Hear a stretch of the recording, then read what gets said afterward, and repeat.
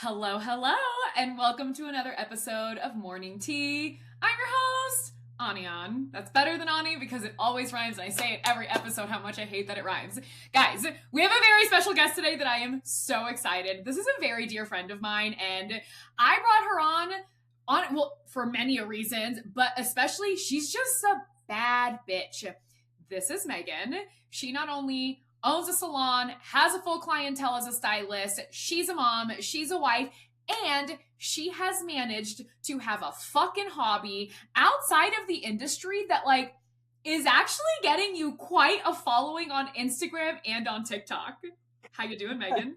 Hi. I'm so excited. Guys, when I literally asked her to be on, she's like, I would love to. What the fuck are we talking about? It was so funny to me. Okay, so give us kind of just like a little background on like salon and clientele. Oh gosh. Well, I worked in St. Louis for a really long time. I started at I was a commission stylist, which was great. It taught me a lot. It also taught me how to hustle, how to build a clientele. I've started over 3 times now with building a clientele. I know, crazy. But I had a quarter life crisis at 25 and I moved to California for a year and Wait, I went from St. Louis to California to Colorado. yeah. So it was like, bye. And then I was a live-in nanny out there. So I didn't even do hair for like a whole year. I mean, professionally, I did continue to do hair on the side. I know. And then when I came back, I was commissioned again. And then I ended up going into like a loft situation. And that's when I dove into like being my own boss. And then I moved again when I had my daughter out of St. Louis and into the Illinois side. And luckily, like I was looking for just a place to rent a booth, right? And I was like, just going to keep doing my own thing. And who I ended up renting from, she and I like clicked. And we're like, let's open a salon together. And so she kind of brought me in, and then she had a longtime friend and renter who we brought her in. And so all three of us own Social Salon, and it's a lot, but it's always been my dream to own a salon. I just never thought I would actually do it. And I'm glad I'm not doing it alone because, dude, Yeah, like, dog. yeah, I Like, couldn't do it. I have a salon, but there's one employee and it's me, and I do that on purpose because I always say when I was in California, I had the best assistant that will ever exist on earth. Her name is Jasmine. We are still friends to this day. I was literally texting her this weekend. This bitch had the audacity to text me and goes, "You should tell your students that because of your mentoring, my first year by myself, I made 6 figures." And I was like, "Hey, so you can't, I'm gonna cry. No, I'm not gonna talk about that, but thank you so much."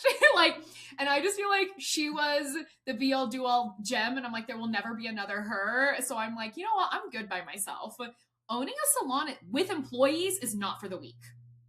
Yeah, so we are like a hybrid. So we have some rental and we have some actual employees, commission employees. And then we also have 2 of our rental girls are actually in our spa. We have spa rooms. So we've got like an esthetician, we have a permanent tattoo artist, like we also do Cool. permanent jewelry. Like we got a lot going on in the salon. Like it is more than I ever dreamed of. And yeah, it's a lot.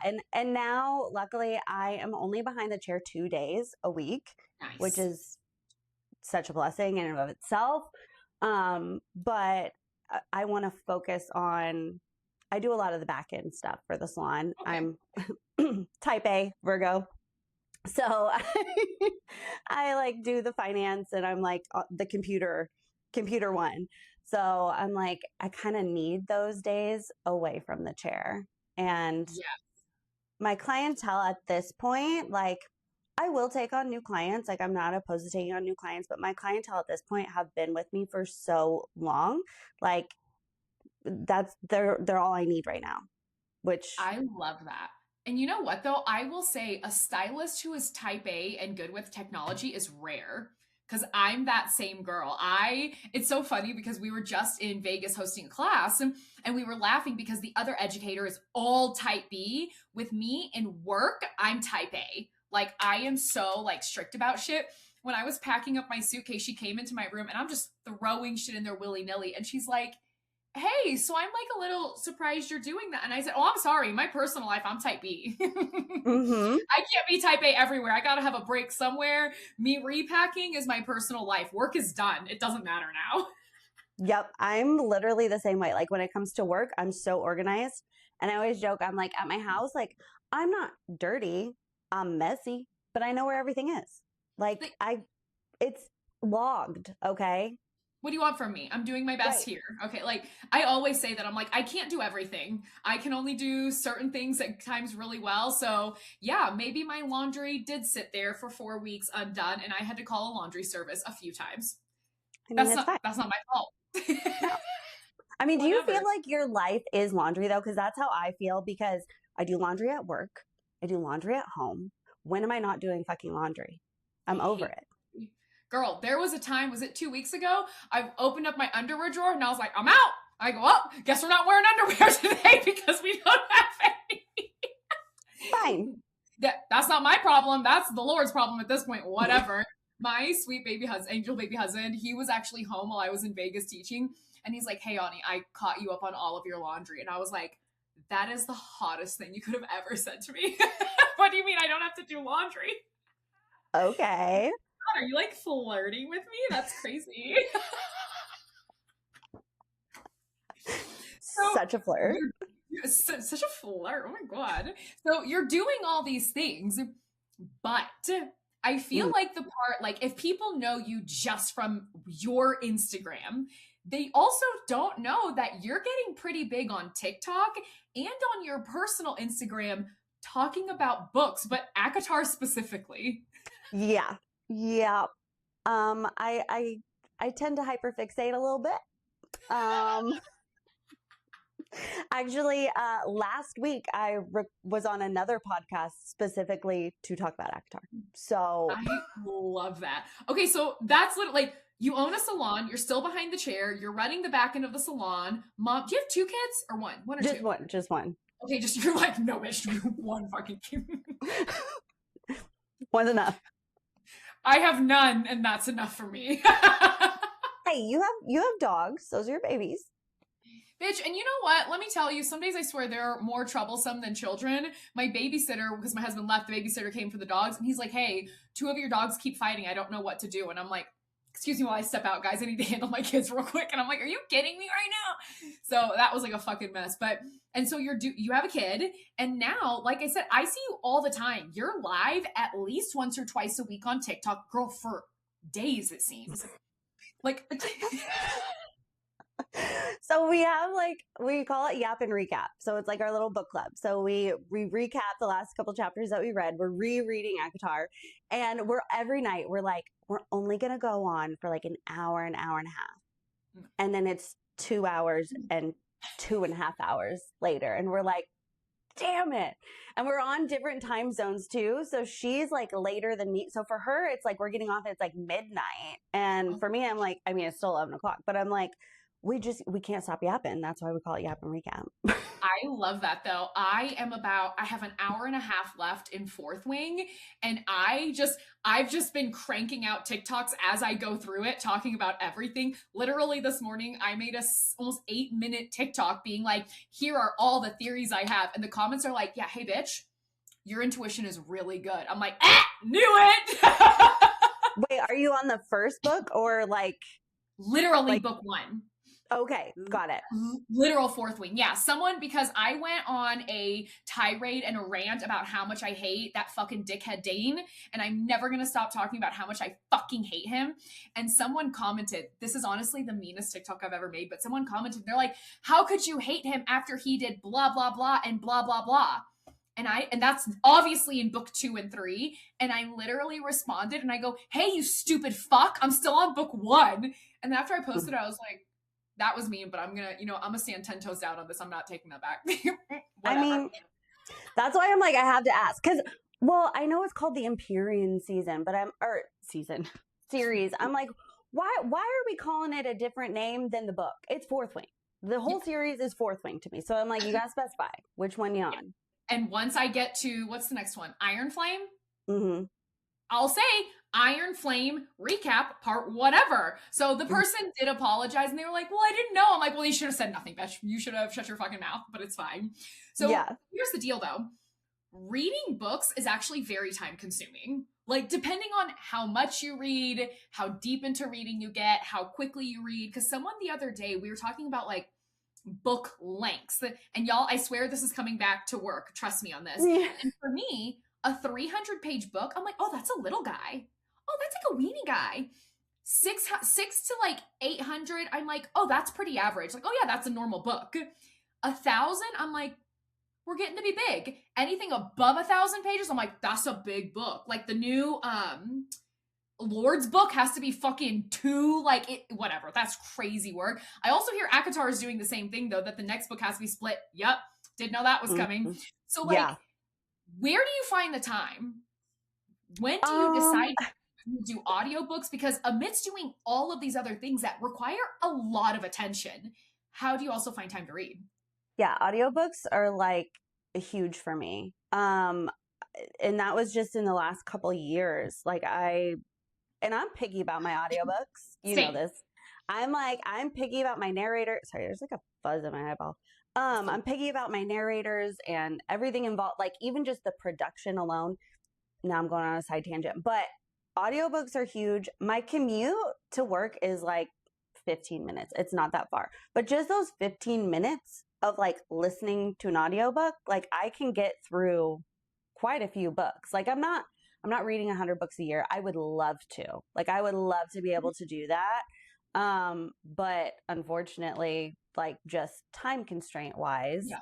And then I feel left out. I'm like, I feel left out. I want to read all these books that everyone else is reading and I don't have time and I want to. So I'm like, I'm trying to get there, you guys. So normally I'm like, I do an audiobook. Separately, I'm doing like a Kindle or like a ebook. And then separate from that, I'm also doing like a physical book. So normally I'm doing about 3 books at a time. And when I started doing that, I was like, there's no way my brain's going to be able to like keep this together. But for some reason, it's really, really worked out for me. So it's so easy. Dude, I do the same thing. I generally keep it between 2 books, but I'm also weird. Like, okay, Fourth Wing, for example, I can't listen to the audiobook until I read it.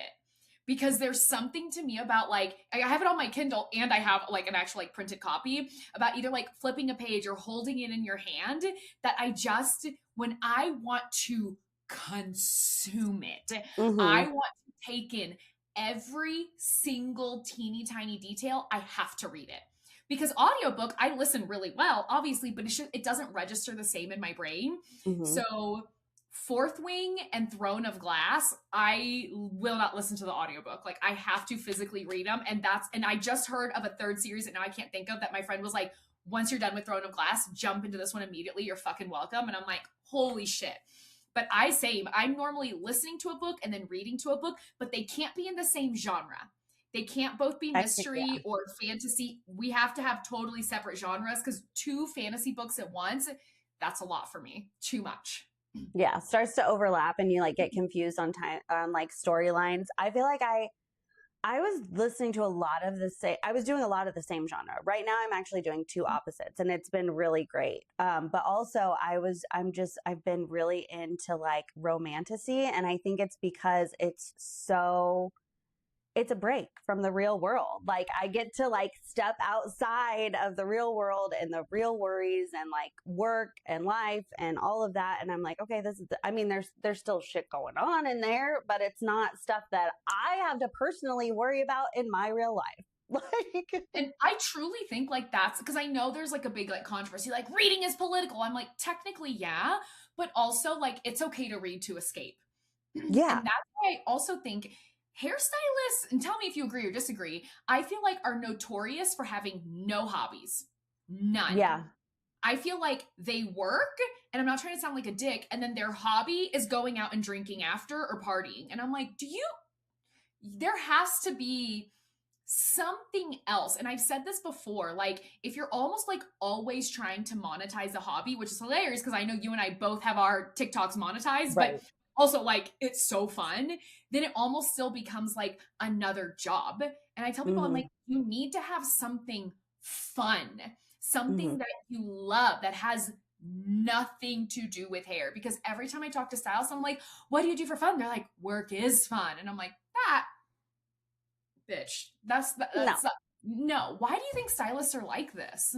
I think it's part of like so many of us, for me, in my opinion, is like we're people pleasers. We like we get joy out of making people feel good, right? Like, and I wanted to be a hairstylist since I was 3 years old. Like, and so I can see where some people say that, where I'm like, yeah, I really do enjoy my job. Like, there are moments where I'll be working and I'll just like, I'm like, oh my God, I get to do this. Like, this is like, you know what I mean? Like, you're like, I've dreamed about this my whole life, and now like I'm like a real professional right now, like Like, what do cutting you mean hair. people pay me to do this? This is crazy. Yeah, like what?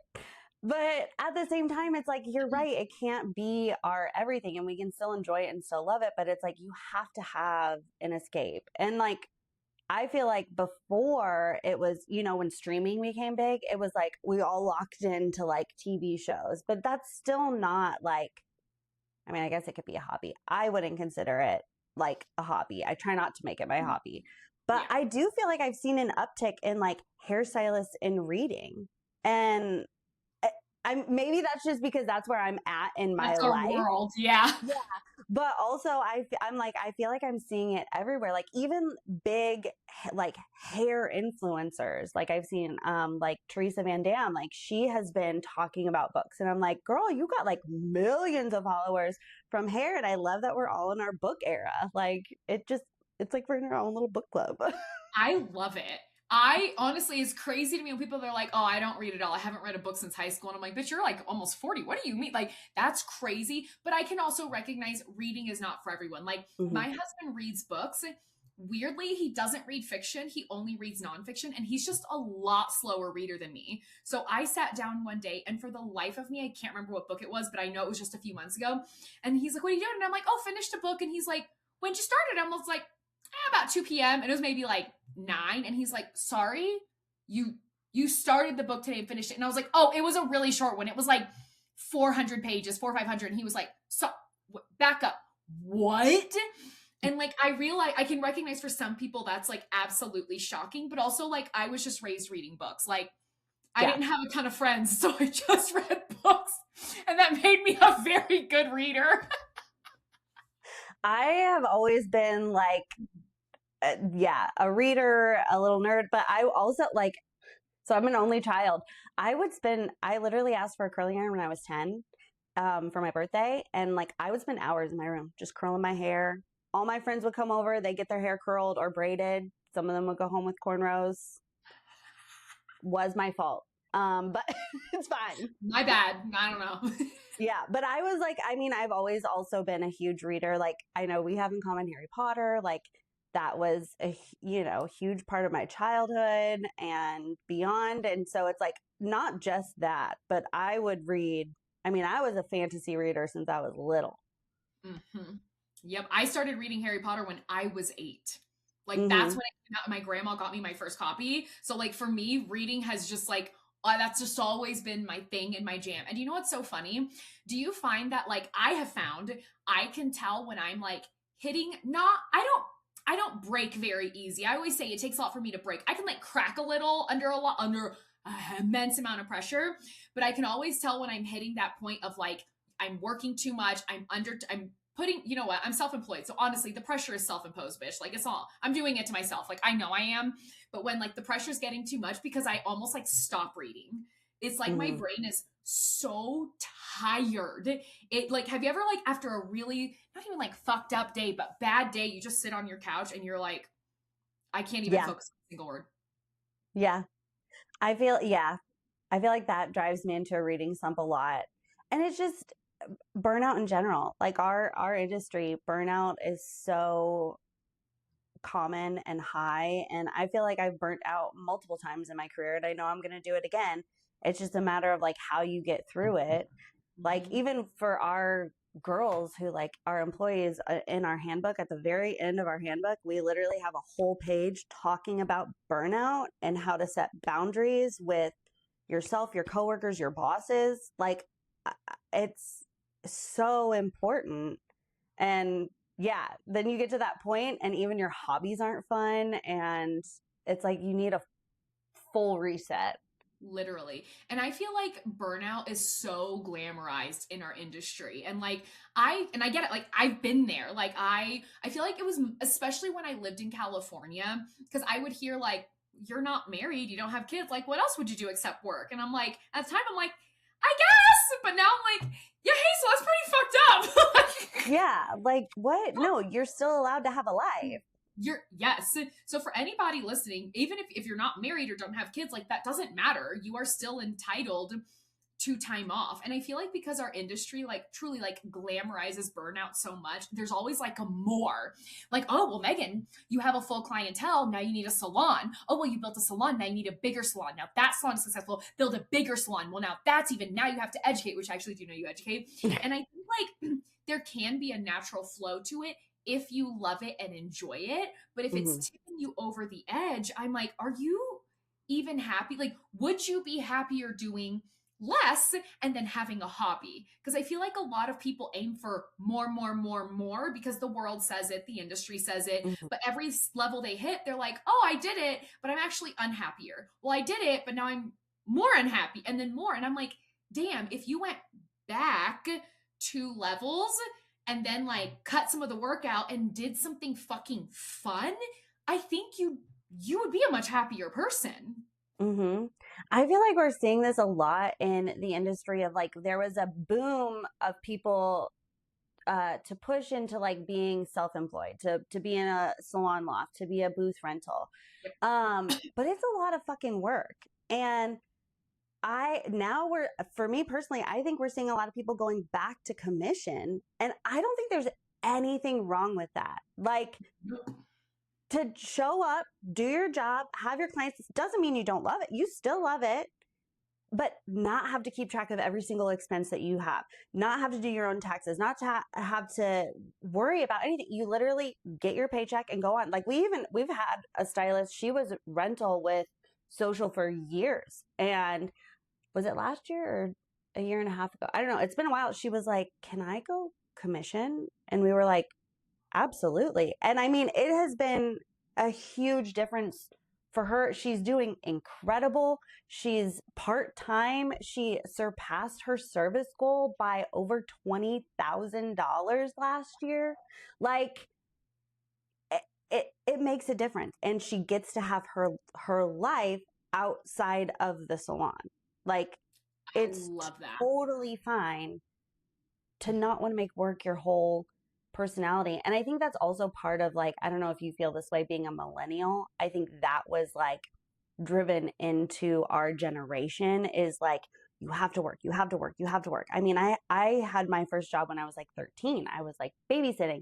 And then I worked at a salon when I was 15, which I loved. But like, I mean, I've literally been working almost my whole life, but it doesn't, you don't have to. Like, you don't have to live to work. I 100% agree. Yeah. Well, and then even with oh wait, what did you just say? Oh, people going back to commission. I agree. I'm seeing a lot of people do that. And what's interesting is some of it is even educators where they're like, I actually want to put most of my focus into educating and I can't do that even if I'm trying to run a suite and then my clients and do this and that and they're like, so I'm going back to a big salon and I'm going back to commission so that then I can travel and educate. And I want to be so clear if anybody's listening to this, like that is not failure. That is not even failure adjacent. That is not living on the same planet. Like you didn't give up. It's not that you were a bad business owner, or let's be honest. Let's say you were. Let's say you're like, I'm a bad business owner. That's okay. You tried something, acknowledging that something just isn't your fucking vibe and it's not the thing you love. I still don't view that as failure because you still tried, even if it like didn't work. Cool. Right. Like, how are you supposed to know what you love to do and what you don't love to do if you never try anything? If you live in a place of fear and like off topic, on topic, like when I lived in California, I was so afraid of the ocean. I lived there for 3 years and I would never go past my knees because I was convinced A, it was going to sweep me out and I was dead, or B, a fucking shark was going to come eat me. And one day I was like, this is the stupidest thing. This is fucking dumb. I'm going to learn to surf. I learned to surf. I went to Costa Rica to surf. I went to Texas to surf. The highest, biggest wave I could ever do was 6 foot, but I'm also 5'1". So to me, that's Yeah, still that's huge. that's fucking rad. I'll take it. And then like moving to Colorado, like, okay, we don't have surfing. And I'm like, well, what am I going to do then? And literally this year, my husband's like, I think you should snowboard. And I'm like, I think I would be a cool snowboarder. So he bought me like my entire fit, my gear, my board, like everything I needed. We went. The first time was truly one of the hardest things I've ever done in my entire life. If you've never snowboarded, dog, No. fuck, it's really hard. But then the second time we went, I was like, oh wait, something just clicked. This is 100 times easier now. Like sometimes things just click. And Yeah. I was genuinely nervous to do that. I see the really cool people like, and I'm like, I'm not that person. I was horrified to get off the little like gondola, like whatever. Oh, the lift. Lift. Yeah. Yeah. I was like, I'm going to fall. People are going to laugh at me. Everybody's going to think I look stupid. Guess what? Did I fall? Yeah. Did anybody look at me? No. Did anybody care? No. And I think they've all done it. Everybody's done it. Everybody. And that's what I think stylists like truly like have to start understanding. Like, don't be scared to try something. If it doesn't work, you are not a failure. You gave it a shot. And frankly, I commend that. Like, fucking props to you because you did a hard thing. And so like, if you're in a commission salon, open your suite, and then you're like, this just isn't for me, and you go back to commission, no one is sitting there being like, did you see what Megan did? How embarrassing. No one cares. Everybody's too wrapped up in their bullshit. Go learn, do something fun. Mm-hmm. I feel like it's a sign of success that you can recognize in yourself that you didn't want to do it. And you're putting yourself first and your career first. Honestly, if you're like, hey, I want to make my paycheck, I want to make more money. Like some people make more money as independent. Some people make more money as commission. And then you've got all of the benefits on top of being commissioned, depending on where you're working. You know, if they provide education, if they provide, you know, all the stuff that can be provided. It's like, it's nowhere near failure at all or going backwards. It's just, you're like, oh, I'm going to do a different path. Or you go back and it's like, I liked that path. I'm going to go back to it. Love that. End of story. Okay, so I know one thing that people have said to me. So my Instagram is like, I think like around 47,000 followers, and my TikTok is like a little over 160,000. And I've had a lot of people, hair girlies, from my Instagram be like, why aren't you promoting your services on TikTok? Like, why aren't you posting more? Why aren't you like essentially like monetizing it, but for my hair businesses? And I was like, I don't want to do that. I don't want to do that. I'm like, I need a place where I can literally like have no rules. And I feel like that's been my TikTok because it has nothing to do with my business. And I'm always so surprised that people like, who cares? Just like change it over. And I'm like, but I care. Yeah. My TikTok is literally my happiest social media. It's one of my favorite places to be. I can post there anywhere. The most I've ever posted was like 10 times in one day because I was going crazy reading a book about fucking I don't even know what I was doing. And I think that's fun. I would never do that on Instagram because I think Instagram is meaner than TikTok, which is... They are. Bitch, I fucking do it. It's nuts. The things I post on my TikTok, I would never even post on my personal Instagram. Never.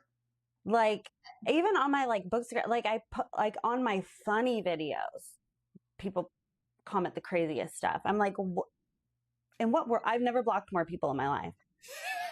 Like their Instagram is mean. I know. Mean. Which I didn't know that because I've only ever used Instagram for like, I have my personal page, which is like private.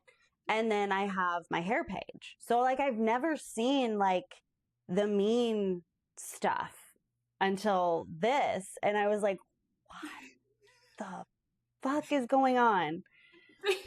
Dude. But I know some people on TikTok will roast you. Not you, but like people in general. Right. But I still think the roastings are generally pretty funny. But yeah, they're doing it to be funny, not like to be mean. Instagram will cut your fucking throat off the bat. Like off the fucking jump. They are cruel. And I even like my personal Instagram does well. I think it's like a little under 11,000. And I'm like, oh, I probably should post more. But honestly, I'm like, y'all are mean and you scare me some days. I'm just going to stick to hair because that whatever. But I literally just, even though, yes, I monetize my TikTok, and I would Mhm. love someday for that to be like a large thing that I do, because like, what do you mean? Get paid to talk about books? Okay.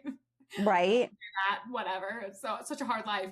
But like, I just refuse to make it about my career Mhm. because that like freedom makes me so happy. Yeah. My TikTok has gone through cycles, I feel like, because I did post hair stuff before. I've gone viral for hair stuff over there. Then I don't limit myself on what I can talk about on my TikTok. And if a video tanks, whatever, I don't care. Like it's literally like my personal diary. Like there have been times where I talk about hair, I talk about books, I talk about I was complaining once about insurance and my medications, and that went viral. I'm just like, I will talk about anything on there. You know what I mean? And I'll post TikTok shop stuff. Like, I'll post whatever because it's what I want to post. Like, I'm not gonna get caught up in people being like, oh, well, she's making an ad. So, Yeah, I fucking am. It's like it's a nicheless account, even though we have like a semi niche in books. yeah. It really is a nicheless account. I told my husband, because I'm like this close to retiring him, which I'm like so excited for. Like we are so close. And I told him, I'm like, babe, I'm 100% sure. I said, with respect, because he does make very good money. I'm like, I'm pretty sure I could still replace your full income if you just make a few TikToks with me. Because I know my TikTok loves my husband. They love him. They are The book obsessed. girlies eat that up. Yes.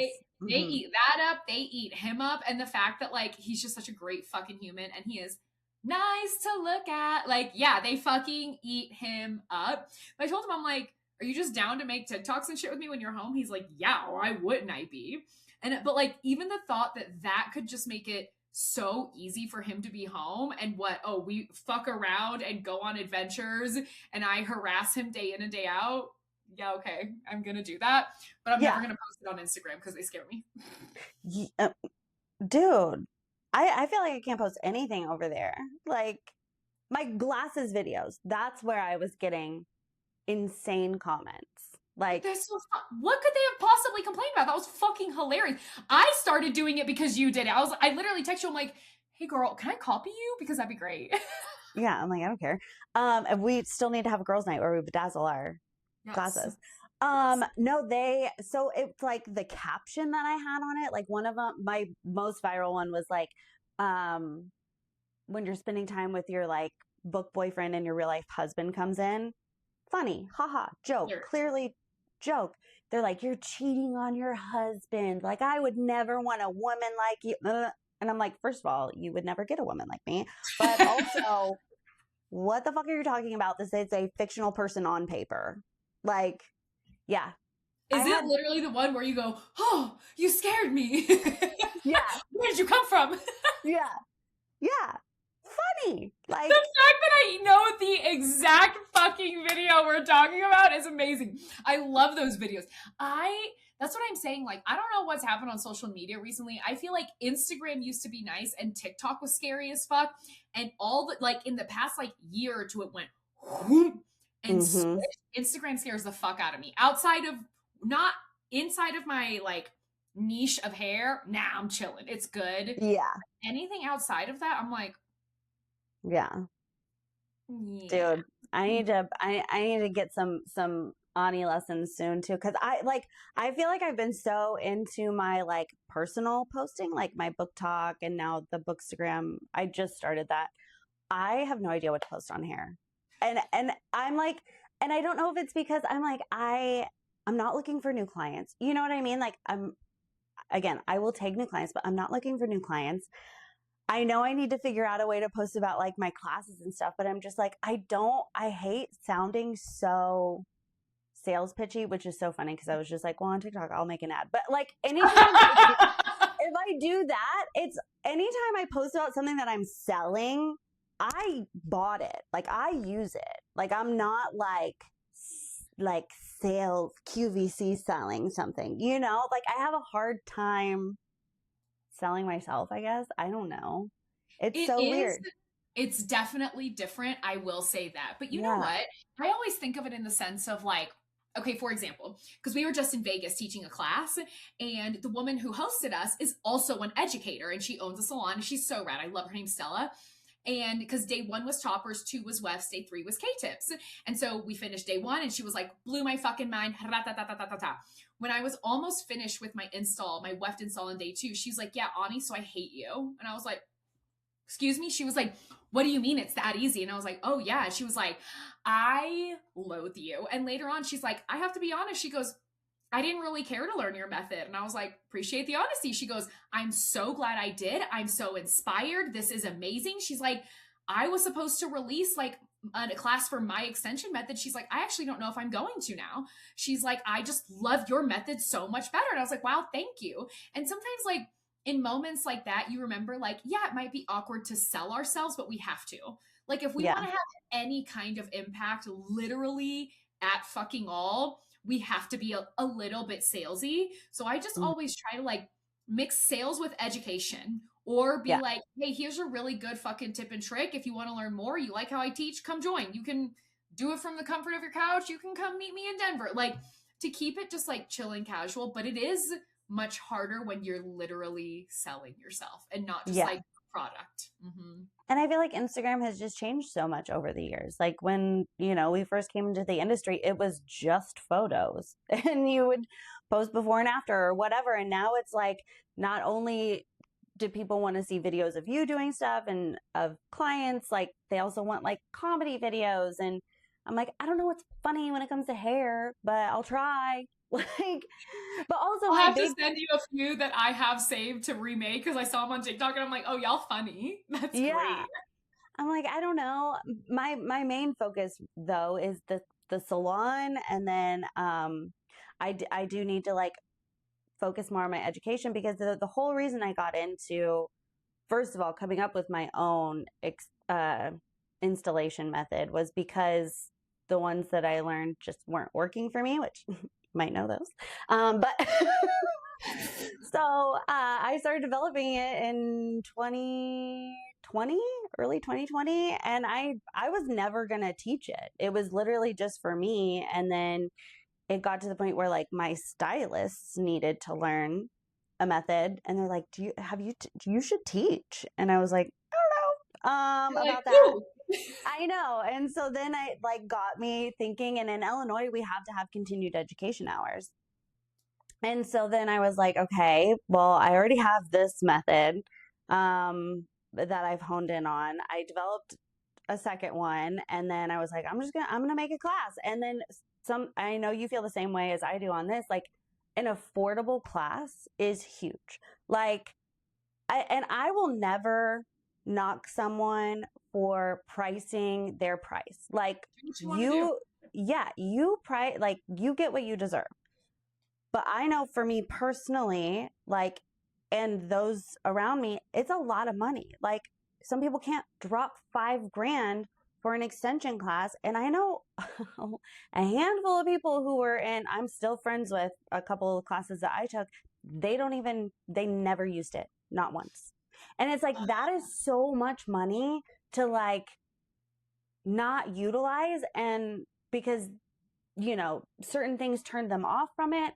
And so I'm like, not only do I want to be providing good education and helping people make money behind the chair and provide a great service for their clients, but like I want them to be able to afford it and have access to it.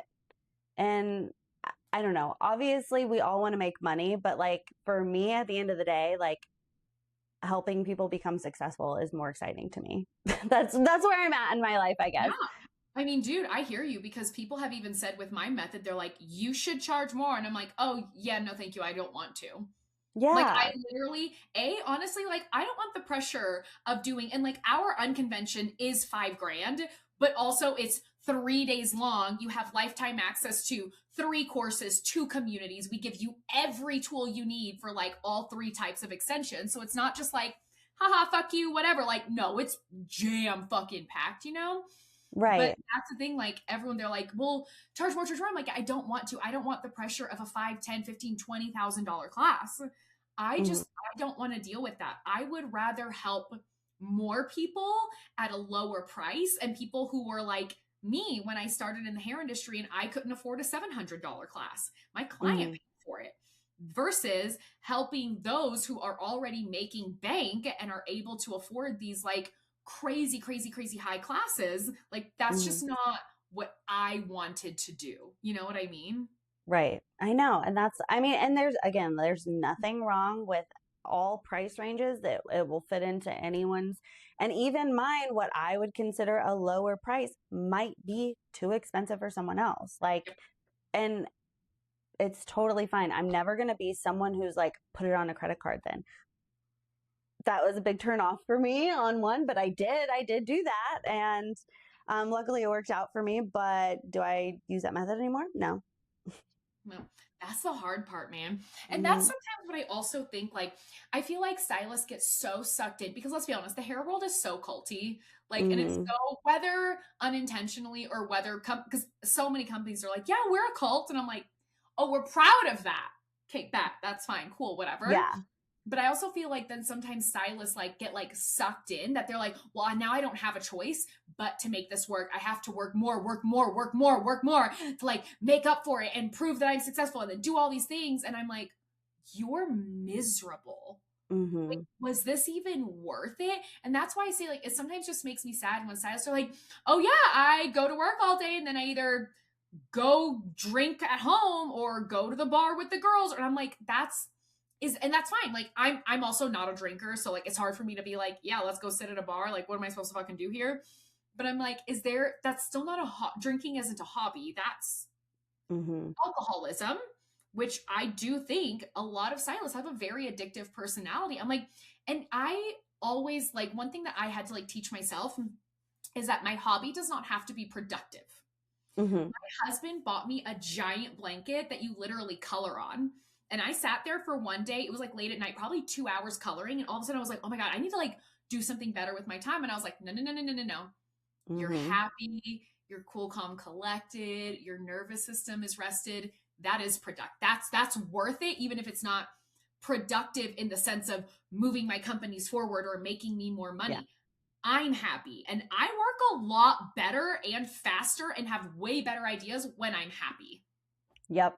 And that is a hard one.